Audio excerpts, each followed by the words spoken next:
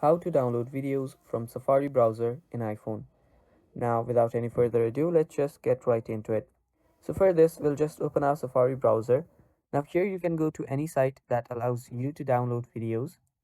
So just go to any site. I'm going on this site, and here just find videos, and here let's just download any videos. Now to download a video, just tap on the video, and after you do so, you will get the download option right there on the top. Now just tap on download and confirm the download. Now it will give a pop-up and you need to confirm that. So after it downloads, you will see right here besides the website's link the down button. After you press on it, you will see downloads. Tap on downloads, and as you can see right there, the video has been downloaded, and it's that simple to download the video.